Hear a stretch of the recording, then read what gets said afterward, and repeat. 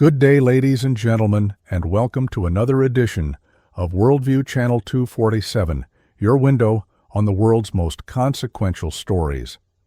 I'm your host, and for the next half hour, we'll unpack the fast-moving developments shaping the battlefield in Ukraine, the diplomatic chessboard in Washington and Moscow, and the shifting balance of global security. On-screen graphic rolling map of Eastern Europe pinpointing Bryansk Oblast. First to the front lines, 6 June 0200 hours local time. Satellite intelligence picked up the launch plumes of at least 3 Ukrainian precision-guided rockets arcing northeast across the border. Their target, a Russian missile grouping on the outskirts of Klintsy, a regional hub in Russia's Bryansk Oblast, just 80 kilometers from Ukrainian territory. According to a morning communiqué from the Ukrainian General Staff, the strike package consisted of deep-penetration munitions coordinated by real-time drone surveillance and electronic warfare masking. Within seconds, live feeds showed a fireball ripping through a revetment that housed an Iskander M launcher. 2 adjacent launch vehicles idling with hatches open were engulfed, their telltale chimneys of propellant smoke folding inward as ammunition cooked off. The Iskander M is no ordinary battlefield rocket. Conceived during the waning years of the Soviet Union and perfected in the 2000s, each missile can fly 500 kilometers, hug the terrain at Mach 6, perform random evasive maneuvers in its terminal dive, and deliver either a 480-kilogram high-explosive fragmentation warhead or, if the Kremlin ever chooses, a low-yield nuclear device. In Russian doctrine, the system bridges the gap between conventional artillery and the strategic rocket forces. Knocking out one launcher is a headline. Knocking out 3 in a single salvo is a strategic statement. Voiceover, B-roll archival footage of Iskander launch tests. Over-the-shoulder shot of Russian crew. Ukrainian officials say the targeted vehicles belong to Russia's 26th Missile Brigade, a formation relocated from Kursk in early May. Signals intercepts reportedly showed the brigade running dry-fire drills aimed at pre-programmed GPS grids around Kyiv. If accurate, the strike eliminated a threat before the missiles left their rails. In Kyiv, presidential spokesman Serhiy Nikiforov called the mission a textbook example of synergy between the armed forces, the intelligence service SBU, and an expanding network of civilian spotters armed with encrypted mobile apps. He insisted no civilians were injured, adding that local Russian emergency crews were still counting debris when the sun came up. Moscow's initial response was muted and unsigned note, claiming minor damage to a storage area. Yet satellite snapshots obtained by independent analysts show a tangle of burnt chassis scorch marks extending 50 meters and a plume visible from space for 3 hours. Whatever the Kremlin admits publicly, the message is clear: Ukraine's reach is growing. So why does Bryansk matter geography? The oblast forms a wedge that juts between Chernihiv and Sumy provinces, Ukraine's vulnerable northern shoulder. For Russia, Bryansk is a springboard for ground incursions or missile salvos. For Ukraine, it is the closest patch of Russian soil within HIMARS and drone range. Think of it as the new ligne de front in a war that refuses to stay contained. Studio toss coming up, political shockwaves in Washington as former President Donald Trump weighs in on Kyiv's tactics. Pause for a breath. But before we jump oceans, let's widen the lens. Military scholars have long debated whether pinpoint raids like Klintsy can meaningfully erode Russia's vast arsenal. The consensus: quantity matters, quality matters more. A single launcher can fire 2 missiles in rapid succession. Remove that launcher, and you slash a day's worth of terror for a city like Kharkiv or Odessa. Multiply by dozens of raids, and Ukraine bends the cost curve in its favor. Behind the scenes, Western advisors are believed to have coached Ukrainian targeting teams on SAM-busting logic, always aim for the vehicle that carries the encrypted firing codes. Destroy that, and the spare launch tubes are just metal pipe. Yet bold strikes carry risk. Bryansk is Russian territory, not occupied Ukraine. each explosion hands the Kremlin rhetorical ammunition for escalation. Will it answer with salvos of its own? The next chapter may hinge on the phone calls, public and private, between Moscow and a certain former American president. Welcome back. As dawn broke over Washington on 4th June, word leaked of a one-hour phone conversation between Vladimir Putin and Donald Trump. Officially, it was a courtesy call. Unofficially, a gloves-off exchange on drone warfare-stalled peace talks in Istanbul, and what Trump later called Ukraine's dangerous game. Walking past reporters that evening, the former president didn't mince words. They just gave Putin a reason to bomb them into hell. For Trump loyalists, the statement echoed his 2016 campaign mantra, "Avoid wars that are not America's fight." For Kyiv, it sounded like a warning that U.S. political support could fracture along partisan lines. Lower third White House officials declined to comment on private calls. Inside the National Security Council, aides scrambled to parse the fallout. Did Trump reveal classified chatter? Was he freelancing a threat on Moscow's behalf? Either way, the episode rekindled Capitol Hill debates over the next tranche of weapons aid, a package that includes additional Patriot interceptors and crucially longer-range ATACMS missiles. That debate grew louder when Russia's defense ministry alleged a wave of FPV drone attacks on airfields in Ivanovo-Ryazan and Omsk. Grainy CCTV stills posted on Telegram showed runway flashpoints, but Moscow insisted all drones were shot down on the perimeter. Hours later, President Volodymyr Zelensky, addressing graduates of Ukraine's police academy, casually acknowledged the operation. "Our birds flew far tonight." He smiled, seemingly confirming Kyiv's reach deep into Russian airspace. Back in Washington, insiders say Trump vented to senior aides. How could Ukraine risk World War III without a heads-up? The comment went viral, trending under "Boer bomb into hell." Pundits on U.S. cable networks split into two camps, one arguing Ukraine must hit back where it hurts, the other warning that uncoordinated strikes jeopardize billions in foreign aid.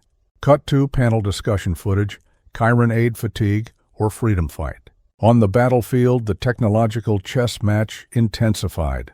6 June Pokrovsk sector, a Ukrainian MiG-29 streaked low intent on bombing Russian troop marshalling points. 40 seconds later, a Buk M3 Viking system locked on from 70 kilometers away. Operator Azam Muminov later told State TV, "We watched the target dance on the scope, then pressed launch. One missile, one kill." Video from a Russian drone shows a fireball blossoming mid-air, fragments raining into a wheat field. Why is that single shoot-down front-page news? Because the Buk M3 embodies Russia's modern approach to air denial, layered sensors, autonomous target, handover, and multiband seekers. Each 9M3 170M missile carries active radar, meaning once it kicks off the rail, it hunts independently, freeing the battery for the next target. Military analysts note that against Western F-35s or F-22s aircraft that rely on low observability, the Buk's mixed-wave radar can cheat stealth by flipping between frequencies. But Ukraine too adapts. Engineers from Kharkiv Polytechnic retrofit Soviet-era Tu-141 Strych drones with modern navigation chips, turning museum pieces into cruise missiles. A year ago, Kyiv launched perhaps a dozen such conversions. Last month, Western officials counted over 70. Infographic growth curve of Ukrainian long-range drone sorties. Strategists warn of an escalation spiral. Each Ukrainian strike inside Russia erodes the psychological barrier keeping nuclear rhetoric in check. Each Russian retaliation confirms Kyiv's argument that only offensive tools can buy safety. Into this loop steps U.S. domestic politics, where a single soundbite can tilt the funding scales. Behind closed doors, Pentagon planners reportedly briefed lawmakers on Phase 2 support stealth drones to blind Russia's early warning radars and decoy missiles to soak up air defense batteries. The price tag, U.S. $12 billion over 18 months.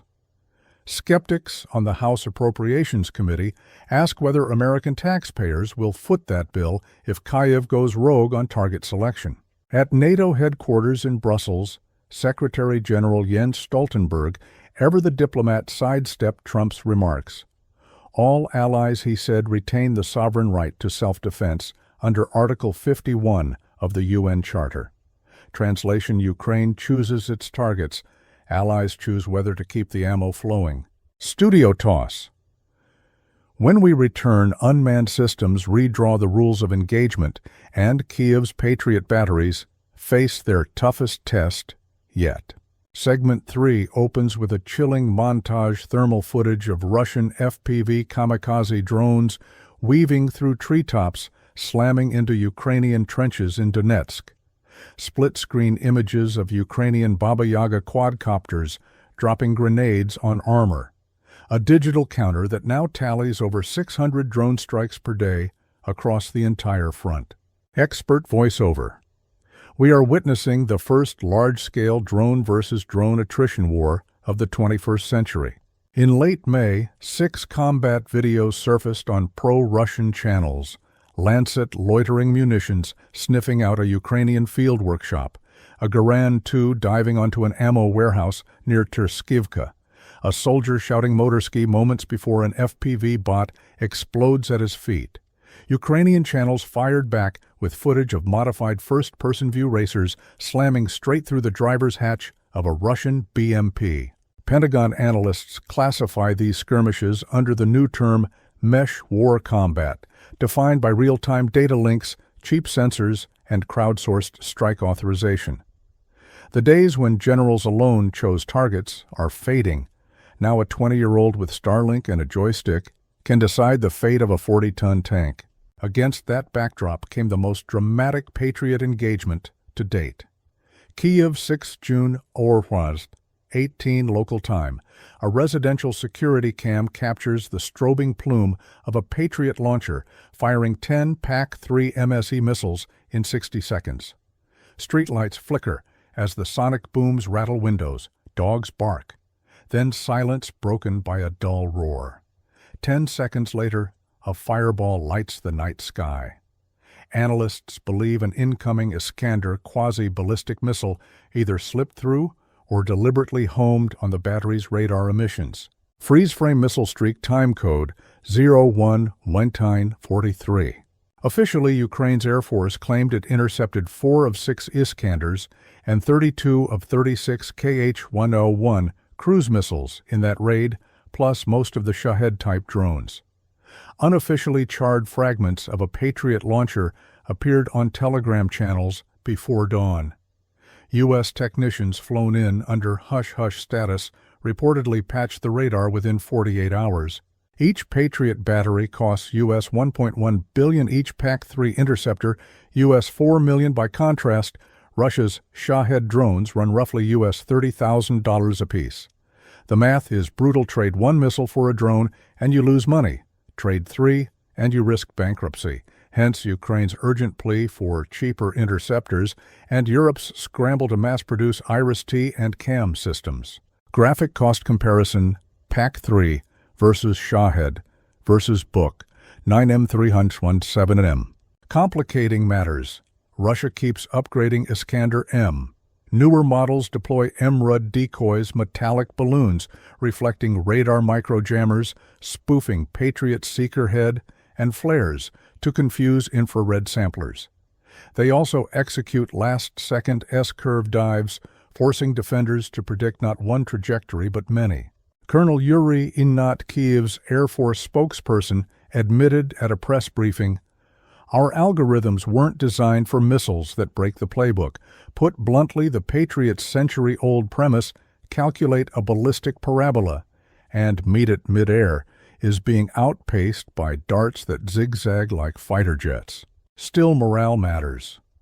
Footage of Ukrainian crews cheering as each interceptor left the rail went viral on TikTok, hashtag Kyiv Sky Guardians, gaining 5 million views in 48 hours. For a city battered by nightly sirens, the sight of any shield, however costly, is priceless. Studio toss. Next myths and treaties did New START really force Russia to park bombers out in the open? A curious claim swept social media after Ukraine's audacious spider's web drone raids on Russian bomber bases that the New START nuclear treaty obliges Russia to leave its Tu-95MS and Tu-160 bombers sitting outdoors, making them soft targets. The meme racked up 1.2 million views shared by bloggers like Bertrand Scholler and Pundit Chibus. Sounds explosive, but it's fiction. Investigators at France 24's Truth or Fake dug into the treaty's 150 pages. Verdict: no article forces open-air parking. Verification teams may request a static display during scheduled inspections, but operational aircraft can reside in fortified hangars. Moreover, Russia suspended the treaty in 2023. Fact-check score for Pinocchio false. Yet, the rumor hints at a deeper anxiety. Arms control frameworks are fraying.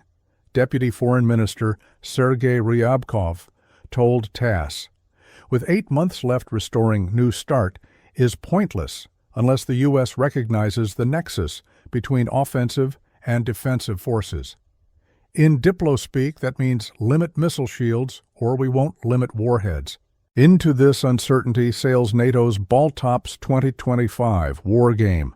50 Allied vessels, U.S. destroyer USS Ignatius command ship, USS Mount Whitney Germany's frigate, Bayern Britain's coastal patrol flotilla churn the Baltic Sea.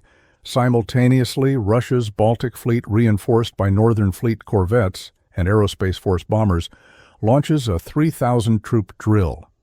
Observers liken the juxtaposition to two heavyweight boxers warming up in the same ring.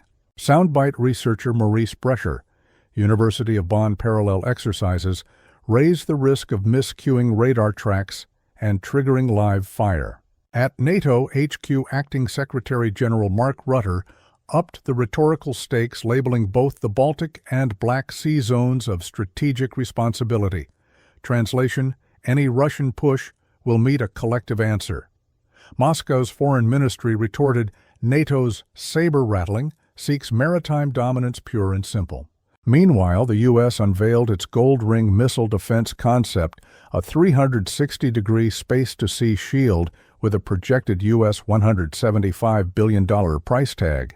Phase 1 requests U.S. $25 billion in next year's budget. The blueprint envisions orbital interceptors capable of tagging ICBMs and hypersonic glide vehicles. Ryabkov branded the plan a direct path to the weaponization of space, vowing to rally support for a binding Paros treaty to ban such deployments. Graphic stylized satellite network intercepting a missile arc. Not to be outgunned, the U.S. Air Force staged a live test at Eglin Air Force Base, Florida, a B-2 Spirit stealth bomber, releasing a 227-kilogram quick-sink anti-ship bomb. Using a modified JDAM kit plus a radar seeker nose, the weapon speared a decommissioned freighter, splitting the hull in 20 seconds. Cost per round, under U.S. $200,000 a bargain compared with multi-million-dollar anti-ship missiles. Analysts say quick-sink fills the gray zone gap, deterring swarms of lightly armed patrol craft in the Indo-Pacific. Shifting from missiles to microchips, privacy advocates gasped when the U.S. Supreme Court gave the Department of Government Efficiency DOG access to Social Security Administration databases. Majority opinion agencies need holistic data to root out fraud. Dissent wholesale disclosures risk identity theft for millions. Names, bank accounts, medical histories now one keystroke away from civil service auditors. Finally, the domestic front. President Donald Trump, back on the campaign trail, touts the toughest immigration plank in U.S. history. He promises mass deportations and a rollback of what he calls President Biden's open border chaos. Critics counter that ICE courthouse raids already surged, ensnaring asylum seekers mid-hearing. Polls show voters split. National security hawks cheer. Civil liberties groups warn of constitutional collisions. Closing montage missile launches, naval drills, drone footage, protesters outside the Supreme Court juxtaposed under a ticking clock.